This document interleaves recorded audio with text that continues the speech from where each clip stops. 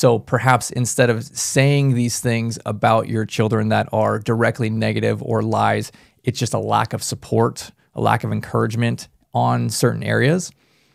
And you know what? That really might be their own lies they believe about themselves, their own limiting beliefs that they think, well, I know I can't do this and I couldn't have done this as a child. Therefore, my kids can't do it.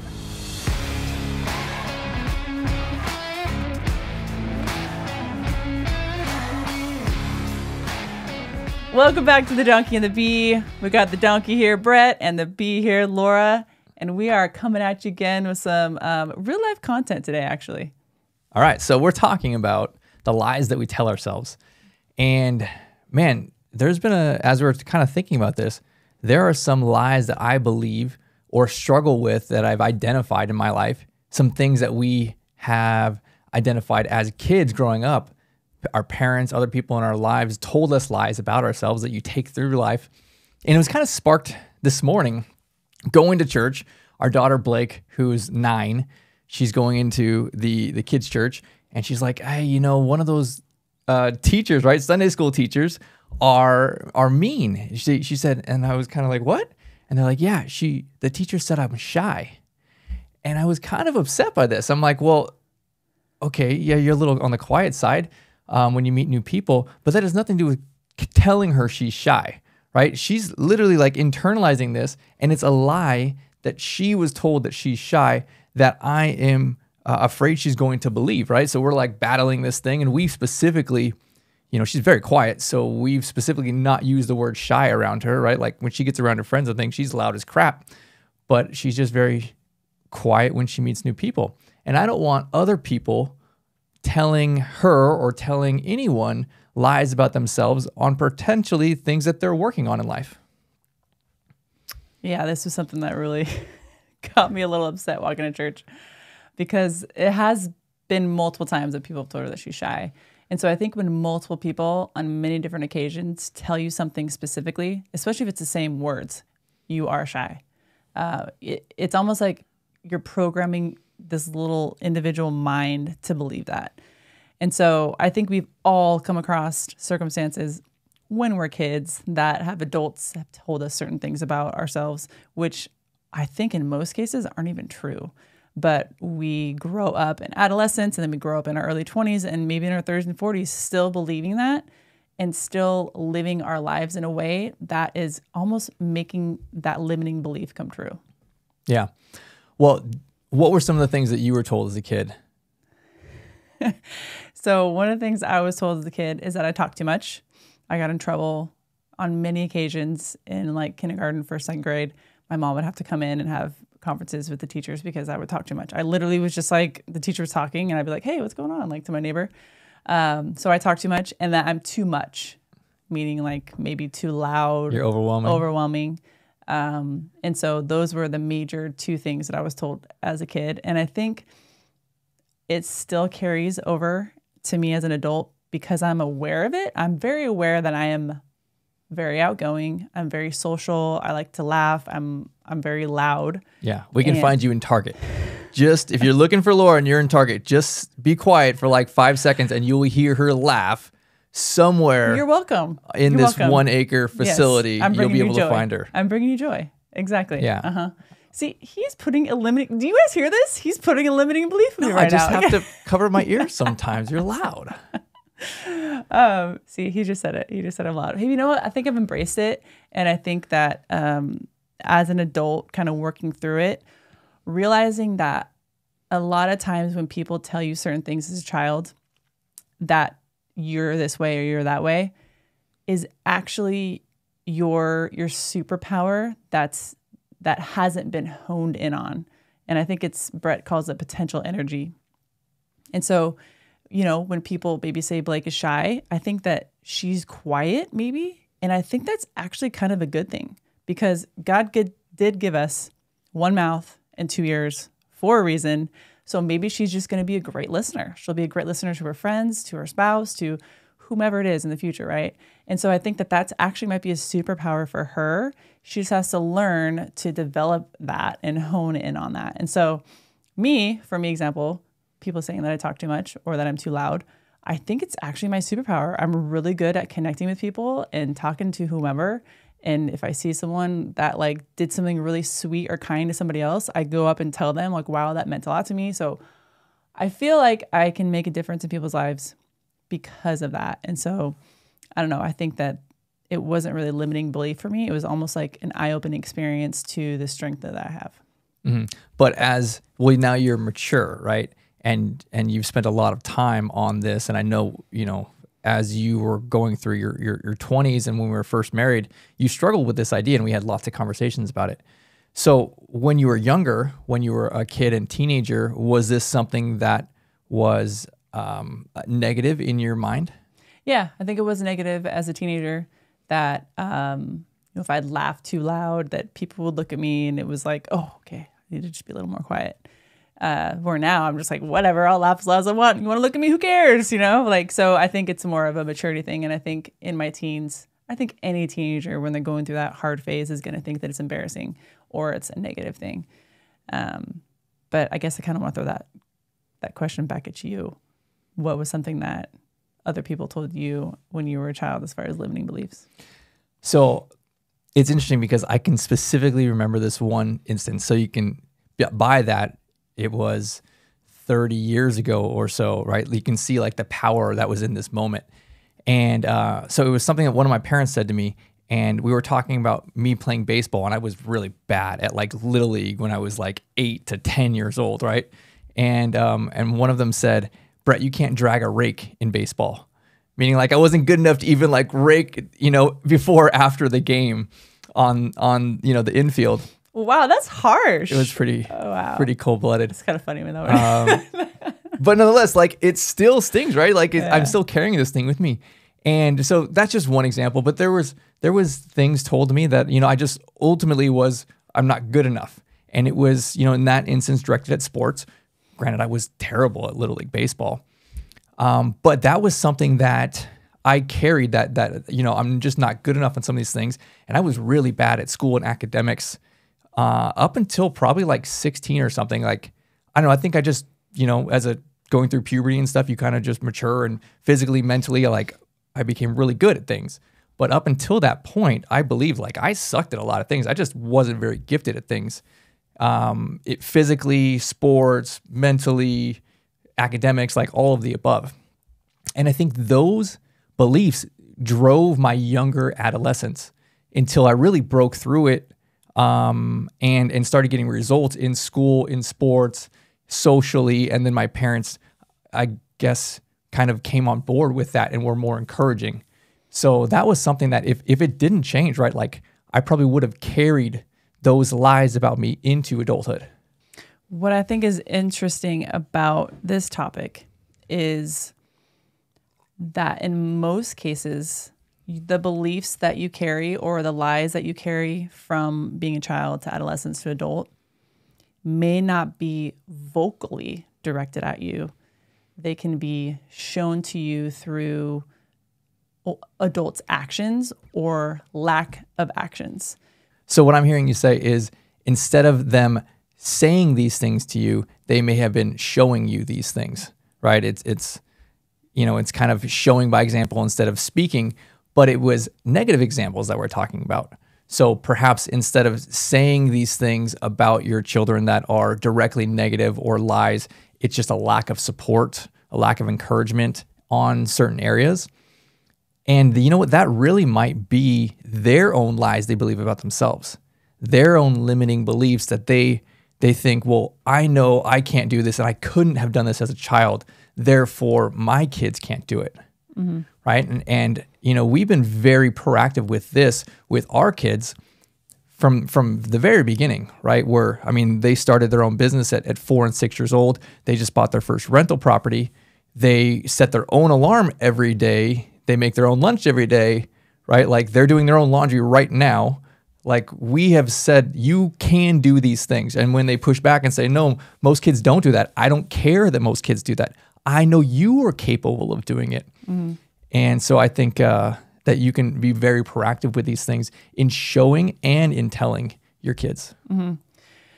It's kind of a random example, but I'm kind of random sometimes. One thing that really, really just irks me is when females put down other females.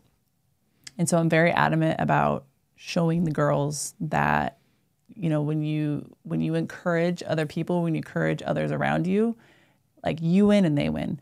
And so instead of verbally telling them, hey, you need to be, you know, kind and loving toward other women, I usually go above and beyond when we're together with the girls and I see other women, kind of going out of my way to encourage other women in front of them, so that it's not just me telling them, hey, like, don't gossip or don't talk behind people's back, like, let's encourage other people. And so they see it all the time. And that's something that I really want to ingrain in them, because, man, it bothers me when there's such like I have to be better than this other person, or I have to tear this person down because they're more successful than me.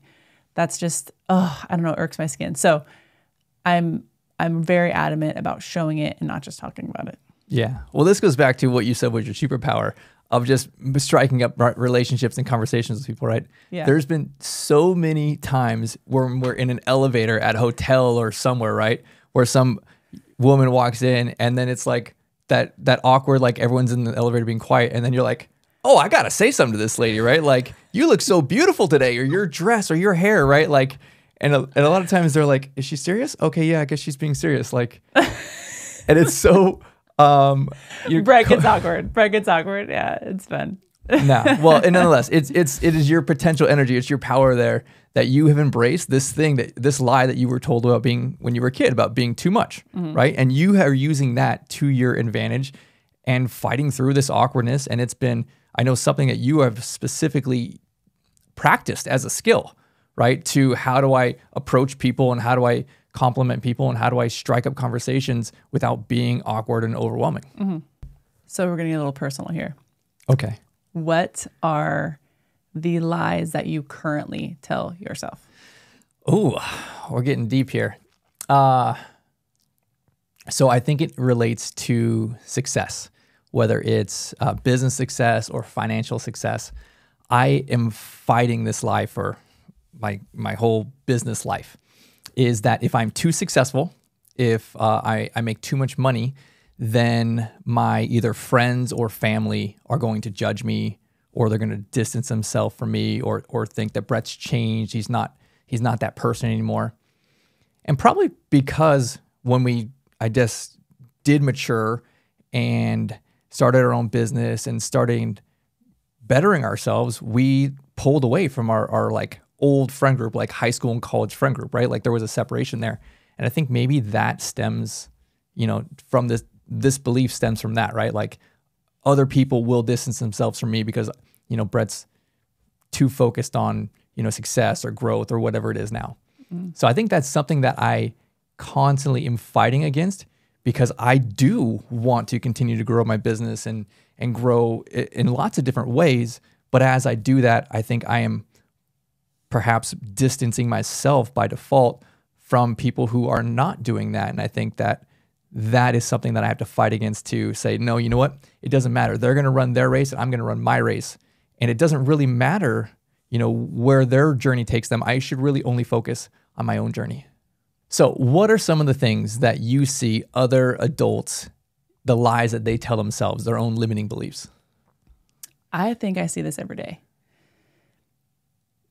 Being a female, there's different lies that are told than if you're male. Granted, I do think some of them overlap, but I think a lot of the female lies are about your appearance, and I think the male lies are about your success or money or business or whatever it may be. Mm-hmm. And so since I'm around a lot of females a lot, I think the main thing is, I'm too fat, I can't do that, or I'm too short, or I'm too tall, or I'm not pretty enough, or it's always having to do with their physical appearance or their lack of quote unquote physical capability to do something because of their size. So I would say that's probably the most prevalent lie that I hear, and I also, like I say, coming from the male perspective, I do hear a lot of, well, I've worked in this industry for 15 years.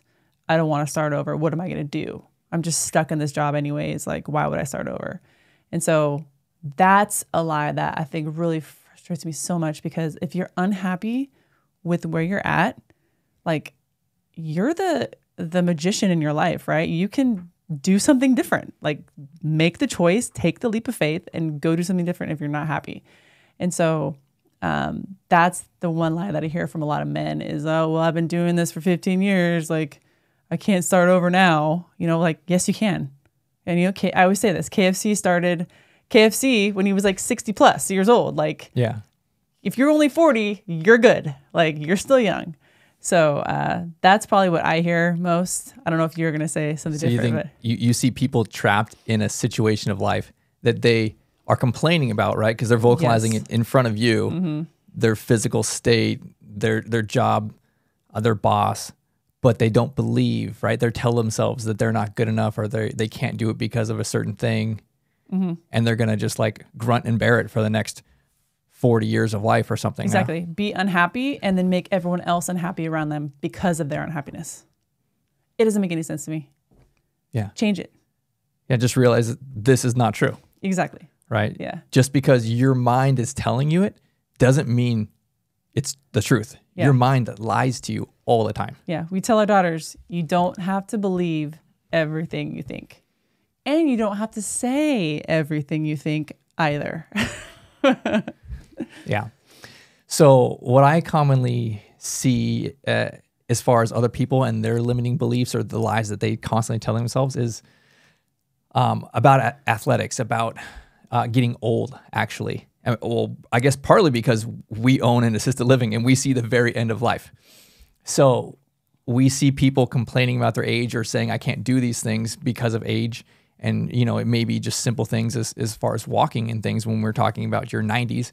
But it's also a lot of people who say, you know, oh, I can't do that. And I guess partly because I run long races, like marathons and ultra marathons and Ironman. And people are always like, oh, that's so cool for you, Brett. I could never do that. And I'm like, well, what do you mean I could never do that? Like, no, I'm too old for that. Like, I'm 50 years old now. And I'm like, I'm always trying to tell people when I'm running an Ironman, do you know how many like 70-year-olds are out there on this course, like doing it? Like, this is not a physical body thing. When you get to that state of like, I'm going to run or do something for 12 hours, it's like 90% mental. Like the grit and the toughness that you get at the end of life mentally is what you need. It's not when you're like, okay, there's plenty of younger people out there also, but it is a totally different skill and grit having to do some of these longer races. And there are plenty of people who are out of shape, who are running the Ironman course, who are, you know, 70 plus years old, who are out there doing it. And I think it's just an excuse for kind of middle of life. People like to do this, oh, I'm in my 40s, I'm in my 50s now. I don't do that stuff anymore. I don't need to go to the gym anymore. Like, no, that's BS. Like, you need to work your body, right? We see what it looks like when you're in your 90s and 100 years old. If you give up on your physical body 40, 50 years before the end of life, like, it's going to be a crap show, and the bills and everything are going to be crazy. So I think that's just one of the common things that I see. Like, people are always saying, oh, I can't do that stuff. Or probably because we go to CrossFit too. Like, oh, I can't do that. Like, there's even doctors telling people, hey, you're in your 40s now. Like, you should not do CrossFit. It's too hard on your body. It's not too hard on your body. Like, you can scale any of these weights, any of these movements. Like, that's just ignorance out there. And there's people telling a bunch of lies about this stuff and not knowing that they can actually do it. I think it's creating a soft, sissy generation. And that is something that really makes my blood boil, is that you're creating a generation of individuals who think that sitting on their butt, having the government pay them or whatever it may be, not working hard, not overcoming failure. I mean, failure is inevitable in life. And I think that most people don't want to step into failure because of whatever reasons they think. We know we're going to fail. Literally, there's like what? 2% of your life is when you're actually winning. You fail most times. I think it's a fantastic point, because people will say, I can't do this because I know I'm going to fail. Not knowing that like 10 or 20 or 50 failures is the prerequisite for success, right? Like you have to do these things and fail in order to at some point succeed in the future. And people don't understand that shift. So they think, well, if I can't do it the first time, then I just can't do it. Like, no, you're not supposed to be able to do it the first time. Otherwise it was too easy and you should have done something harder. Yeah. So what do you think about an activity that people can do to write down maybe some of the lies they've heard as children or adolescents and just kind of like make a stock inventory on a piece of paper and work through those lies, or work through, what would you say would be an activity people could do to realize the lies? I think that's the first step, is realizing that they're lies. And then what can they do to overcome that? So I think it really starts by asking yourself a question. Is this true? And if I say, oh, I can't run an Ironman because I'm 52 years old. Okay, is this true? Probably not. Is it exclusively 100% in all circumstances true? I would think that's the second question, right? Or is it just, oh, in this way it's true? Because there's lots of circumstances where you can twist the lie you're telling yourself and say, yeah, that is true in that circumstance. But is it absolutely 100% true in every circumstance? Then I would ask that as a second question. And 99.9% of the times, there is a way that it is not true, right? There's multiple ways. And so if you said, okay, in this example, yes, I'm 52, is there some way that I can run an Ironman? Yeah, of course. There's people with no legs running an Ironman. You can do it. You'll be just fine. Is it going to take you a long time? Yeah. But so I would start there. Like, is this true? And is there any way that what I'm saying is false, right? Is there another way I can look at this? Well, what I love about that is that it's an action step we can take to be aware of the lies that we've been told and believe, and then breaking them down. That's really what it is, right? And so I would encourage everyone out there to take some time, self-reflect, think about those lies that you've been told and that you've actually believed, and just do some work on yourself, right? Like, sit in those lies, sit in them, and realize that majority of them are crap. Majority of them aren't helping you succeed. They're pulling you back, and realize that you're not connected to those. Like, you're not fat. You're not sad. You're not all these things, right? You can change that. It's just your actions of what you're going to do to actually change that, right? So it's not, you don't have to sit in that and wallow in it. It's your choice ultimately. Yeah. You got to identify them and then fight them off. Exactly. And not one time. It's probably over and over Every again day. until you actually subconsciously now believe it because you've reprogrammed your mind. Thanks again for joining us on The Donkey and the Bee. Make sure you like and subscribe, and also share this episode with anyone who you think needs to get this encouragement. We'll see you on the next one.